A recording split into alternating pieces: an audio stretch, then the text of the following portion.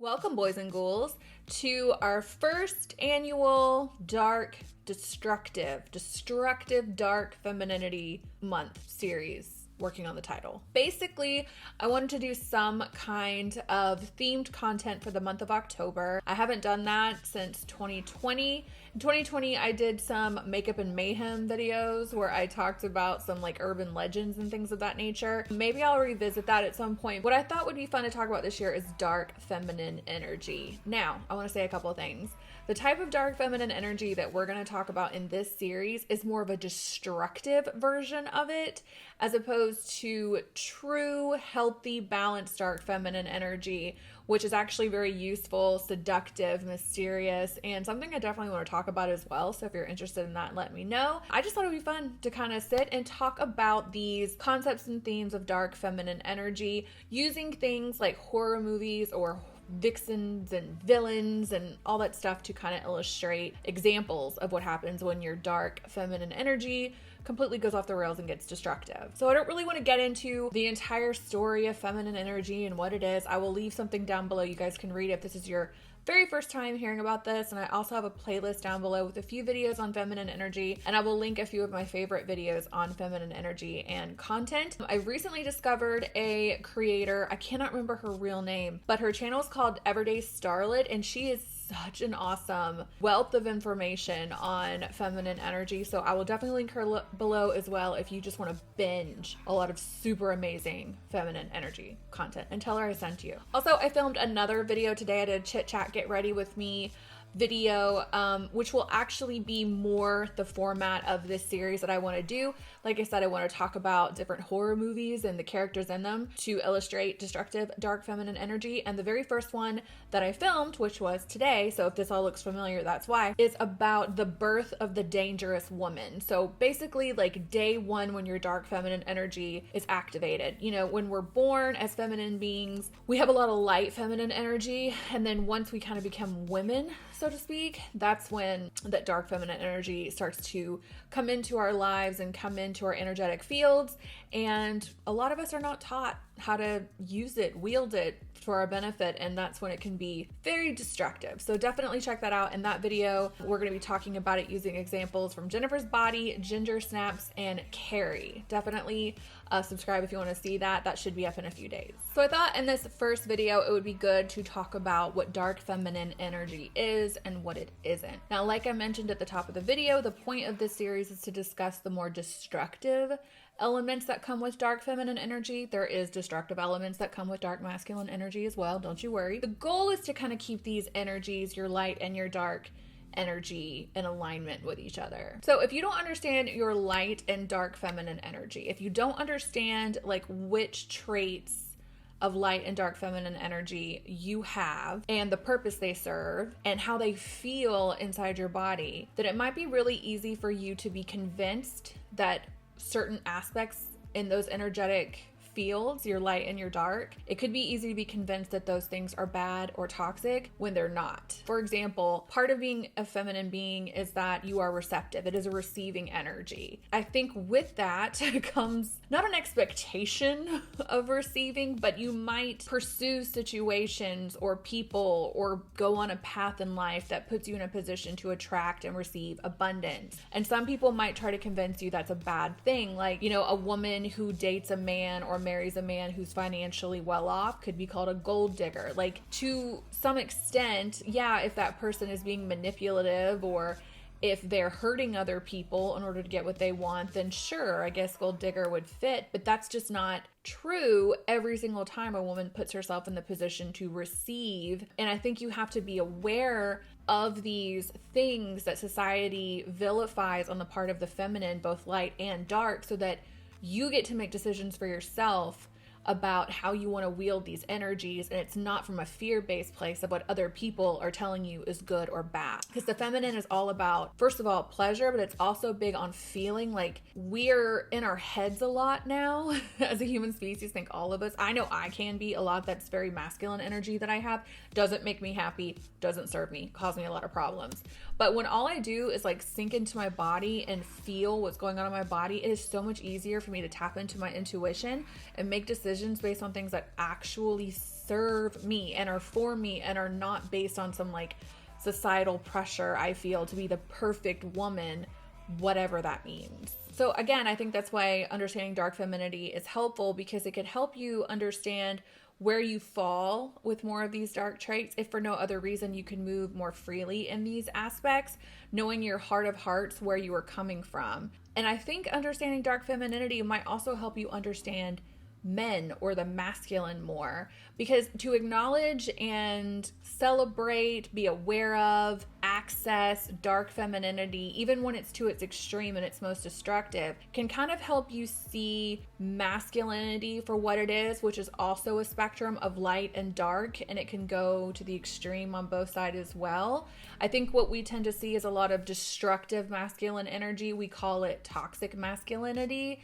And I'm not saying there's nothing to that, but I am saying that I see a lot of things labeled as toxic masculinity that oftentimes I wouldn't even qualify it as toxic. I think it could just be the opposite of the way the feminine would do it, and we automatically assume that it's wrong, because I feel like we're just in this place with feminine and masculine energy where we don't celebrate or understand them, so we just kind of point fingers and blame each other for everything wrong in the world, instead of really just focusing on the benefits that each energy brings to the equation. Anything that we tend to see that has the appearance of dark, toxic, or, destructive masculine energy really is just like you're looking at unhealed people. And once I stopped looking at it this way, because I did that for a long time, where I really just felt like men were just the worst, essentially. And some of them are. I mean, honestly, if all you are surrounded by crappy men, you really need to look in the mirror and figure out why you keep attracting this crap, because you do have a role to play in it.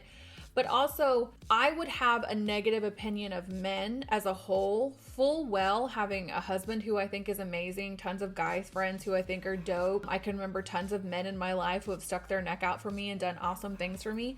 And it just kind of made me feel like a hypocrite to keep inwardly perpetuating this idea that the masculine was inherently wrong just because it was different from the feminine. Because once you understand dark femininity and extremely destructive dark femininity, at that, you kind of become aware of the fact that women and the feminine have just as much opportunities at their disposal to wreak complete and total chaos and destruction. It's actually something we get away with a little bit more easily, I would argue. It's almost celebrated now. That's where we get the expression like being a man eater or whatever. If you put the masculine in that perspective and we were to say, oh, he's a woman eater or something like that, that would have horribly abusive connotations to it. But something about it being feminine, it has a different ring to it. It's more palatable for some reason. And I think it's because from a physical perspective, man versus woman, we assume women are the weaker sex, so we cannot be nearly as harmful. And it's just not true. And I'm not saying that to be like a male apologist or to say that women are, bad or whatever. It's more like, I think understanding the capabilities that we have and what the ways we do things, which are a very feminine way of doing it, the ways we wreak chaos and cause harm and destruction are just different. I mostly think just refusing to acknowledge the positive and negative aspects of feminine and masculine energy puts us in a position as the feminine to assume we are victims and that we're not just as powerful, can be just as destructive and chaotic as the masculine can be if we are provoked or want to be that way. It really robs you of your agency in life and can kind of encourage you to live from a place of perpetual victimhood, which I just don't think is a good look on anyone. So like light feminine energy, for example, that is something that is, I want to say it's celebrated and applauded, but that's not even true either, because I think, and I want to do a whole video about pick-me's and femininity, because it seems like a lot of people are conflating the two. Light femininity, for example, is the Stepford wife. It's the head cheerleader, the doting mother, the soft-spoken and sweet one. It's the one that people think of as a doormat, essentially. And when you talk about embracing your femininity, a lot of women hear these concepts and they think of the Stepford wife and all that stuff. And they're just like, no, I don't want any part of that. I don't want to be a pick-me. I don't want to get walked all over. They basically think that they're going to have to become some passive, submissive non-entity. But that's because I think they don't really get the fact that there is a dark side to femininity as well. And like I keep saying, it's just as powerful and commanding as masculinity is, or the dark masculine is. So I don't agree for many reasons that femininity is weak, more because I just appreciate all the different sides of the feminine, both dark and light, but also because as it comes to light femininity, I don't think there's anything weak about trying to be more in a flow state. And that's a big part of being in your feminine energy, is learning to flow with things a little better.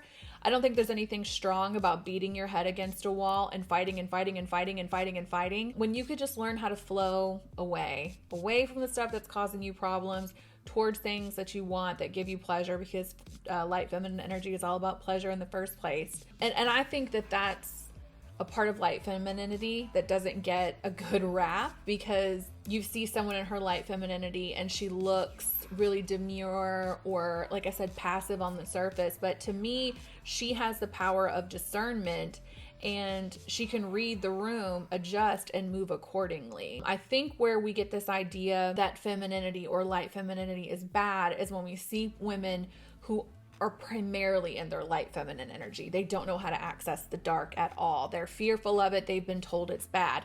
That goes back to the whole point I made about gold diggers. Like, if you're told that these aspects of femininity are inherently wrong, you might reject them or fear tapping into them because of what society at large might say. The true art and joy of being in your feminine comes when you learn to embrace and kind of worship both sides of it, the light and the dark. Not to mention, knowing how to balance your light and dark femininity, if this is something you care about, will make men or the masculine putty in your hands. No man likes a doormat, like kind of pick me girl, whatever, any more than he wants a toxic, screaming, untrustworthy woman. It's the same way that as a woman, you don't want a too nice guy who's too much of a pushover, who's too clingy or too easily available. That's why girls always say they don't like nice guys. That's what they mean when they say that. But they also don't want some crazy, controlling, abusive, chauvinistic man either. There's a balance in there that they want. Men are the same way.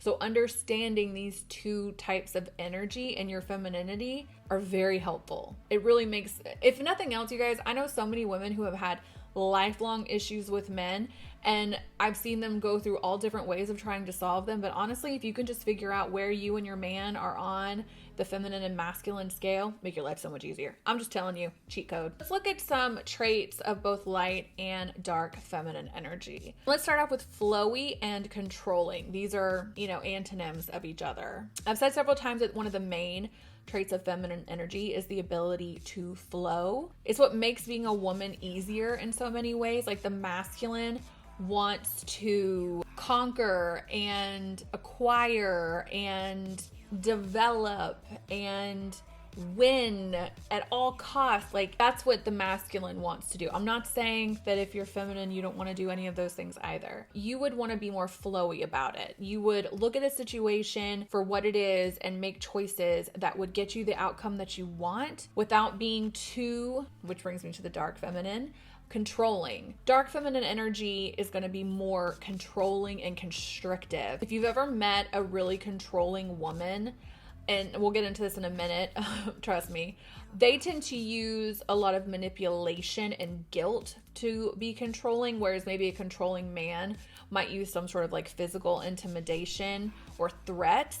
Women tend to try to, or the feminine tries to be more manipulative and really play on your emotions to get the outcome that she wants. She's not willing to be flowy and just kind of allow things to play out the way that they're going to play out and kind of figure out her way in it. She's going to try to make this situation be what she wants it to be. Now, you do not want too much flowy energy. You don't want to just be this passive, like, well, I'm fine with what everybody else is fine with all the time thing. That's when you get into doormat territory. But again, like I said, you don't want to be some argumentative, rigid, inflexible, just pain in the ass to be around. This is why, you know, you're gonna want both energies in balance with each other, kind of the point of this video. So the next I want to talk about is soft and rigid versus like warm and cold. The softness and warmth that we bring as feminine beings to the world cannot be understated. The empathy, the kindness, and the gentleness that we tend to associate with a caregiver, or your man might associate with you versus like his friends from college.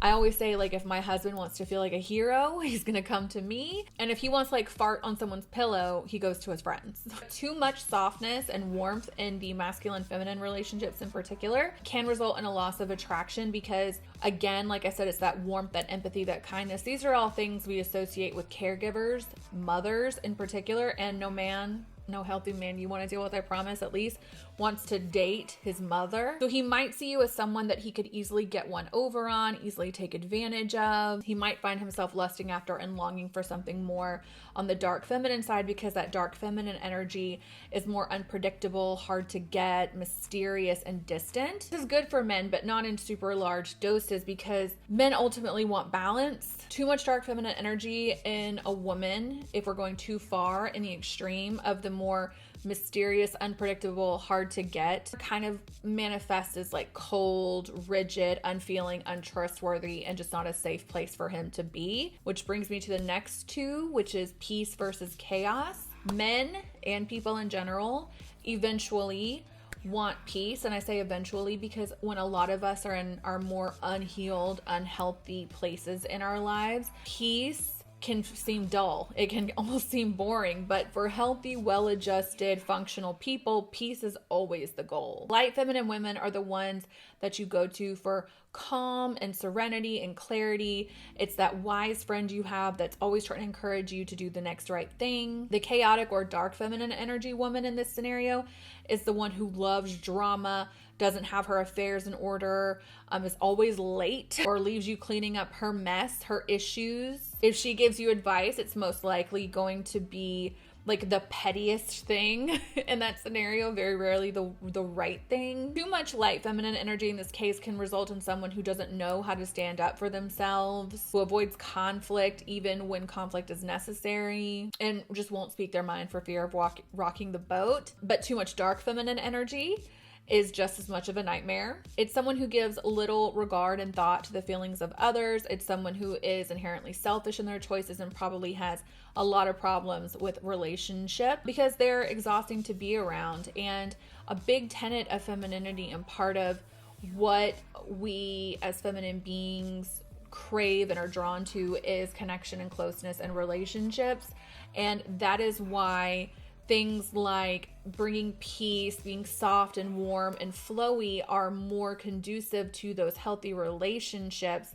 But once you get into that dark feminine energy to the extreme, like the destructive side, that side of things doesn't care about relationships anymore. And it's such a selfish, distracted, distant energy. And if you need any examples of what it looks like when a woman is fully in her dark, selfish, feminine energy or destructive energy, just think about like if you've ever met someone, or if you are someone who has a mom who withholds all of these positive light feminine things I'm telling you about, like love, warmth, compassion, kindness. The opposite of that is just, it's such a painful thing to deal with because, again, with feminine energy, it's supposed to be about connecting and loving and healing. And when you are deprived of that from the feminine, it's its own special kind of torture. So next is beauty and vanity. Femininity is beautiful in all of its aspects, both from a literal and energetic sense. The feminine craves, creates, and embodies beauty. That doesn't mean she is supposed to be like a 10 out of 10, but she enjoys making things beautiful and kind of tending to things. I heard it explained once as like, that's why women like things like crochet and gardening. They just like to kind of fuss with things and make things pretty. That includes herself. She does that out of enjoyment. She does it to her house. She gardens, she exhibits that interest and fixation on detail and beauty when she throws a party. And even her phone screen, this is a very feminine thing as well. Like if you get on YouTube, you will find girls who like make entire videos about how they make their home screens more aesthetic. Aesthetic is just another word for beauty. It just defines a very particular type of, beauty, and it's more something, again, that the feminine cares about than the masculine. And it's just this love for the creation and art of beauty. And that's kind of one of the things that attracts the masculine to us, because like I just said, they don't spend a lot of time. They're out there winning the wars and storming the castle and conquering and providing and protecting. Like, beauty isn't something they get to be around very much unless they are around a feminine energy, or somewhere a feminine energy has been and decorated. That's what a woman's touch, a feminine touch means. So that's part of what they attract so much to us for. They don't get this anywhere else if it's not from us. Vanity is the dark feminine side of this. It creates the beauty from a place of insecurity and pride. It's not enough that her dress is pretty, it has to be the prettiest, and therefore prettier than yours, and therefore she's better than you, and na boo boo. It's not enough that her house is nice, it has to be the nicest. And it doesn't matter if that means the rest of her family has to eat ramen noodles every day so that she can afford to have this home and its amenities. All that matters is that it's better than other people's. Bringing us on to the next ones, which are inspiration versus manipulation. I would say that the feminine gets what it wants, and it gets what it wants easily. And the person who is giving whatever they're giving to the feminine, they're happy to be giving it to her. Think about the last time that you gave someone a gift. Think about that like bursting at the seams feeling that you get, like waiting to give it to them, the excitement you want to see on their face when they open it, how much fun you had wrapping it. Like, I don't know about you guys, but I take Christmas present wrapping so seriously. All of that is an example of joyful giving. It was probably done because you love and adore the person whom you got this gift for to begin with. That love and adoration you have for that person inspired the act of giving to them. Manipulation is different. Manipulation is not joyful. And like I said at the top of the video, when we're talking about the controlling aspect, most of us can sense when we're being manipulated and controlled, and manipulation plays on lower vibration emotions, like I mentioned before, such as guilt, fear, and shame. In a perfect world, you're getting your needs met and your wants from the people that you care about because they've been inspired to do so. But when we're moving too much towards our dark feminine energy, we might be doing that through manipulation, which we're just better at than men for the most part, or the masculine, because some more feminine men are actually real good at manipulation as well. Masculine normally doesn't have time for mind games. They, like I said, they got stuff to do. They're just going to tell you what they want and what they gotta, what they're wanting to see happen. But the feminine, because we are so intuitive and emotionally intelligent, that is one of those tools we have that could very easily be used for good or for bad. Next ones I want to talk about is receiving versus greed. Receiving is one of the main pillars of femininity besides flow, if you ask me. The act of receiving in femininity usually looks like receiving something and then making something more out of it. Like, we will take whatever you give us when we're feminine beings and make it better. You give us your seed, we give you a baby.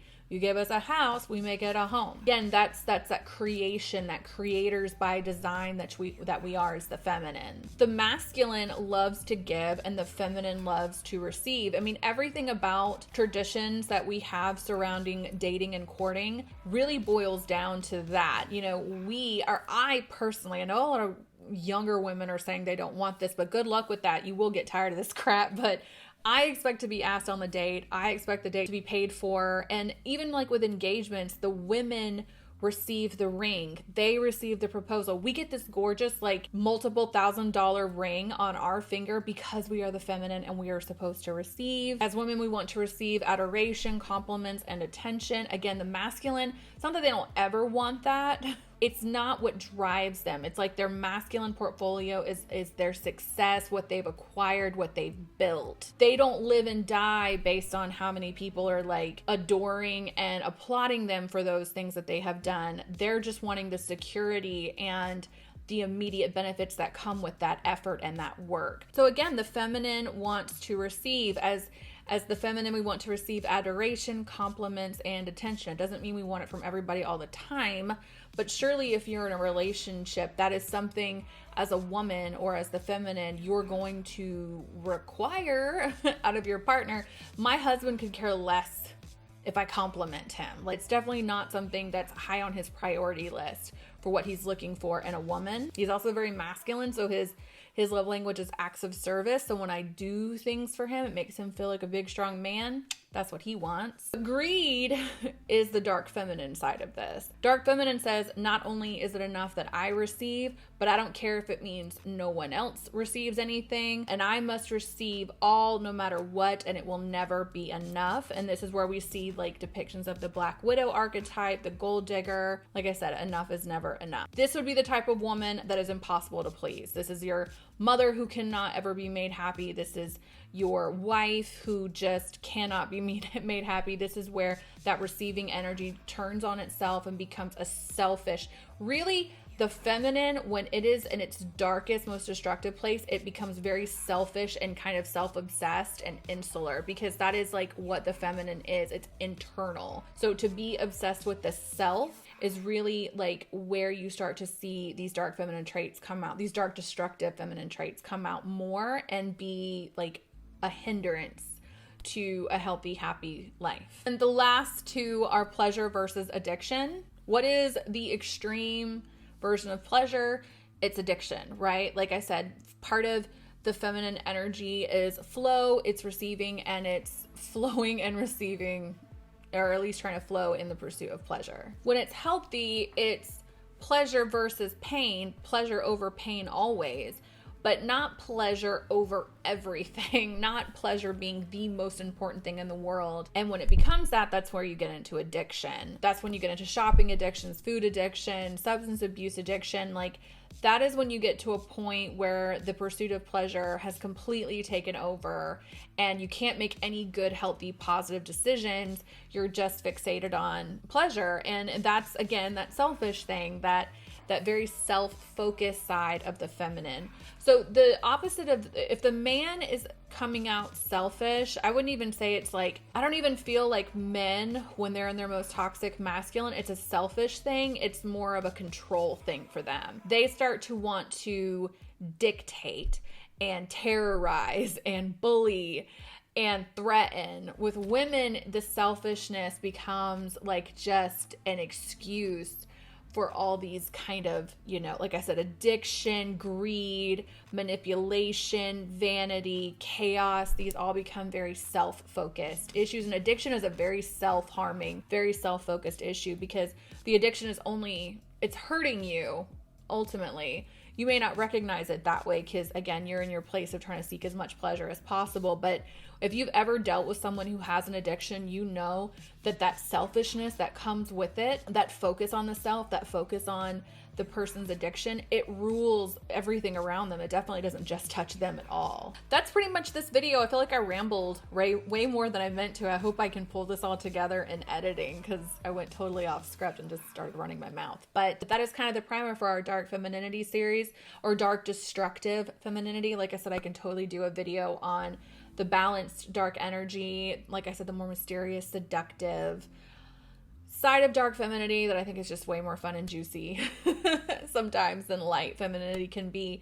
Let me know if you guys have any requests or questions about this. I would love to talk about it. Definitely go check out the resources and videos I link below, and subscribe and make sure you stay tuned for the Jennifer Check Ginger Snaps Carrie White video that is coming up next. I hope you guys are having a really, really good day, and I'll talk to you next time. Bye.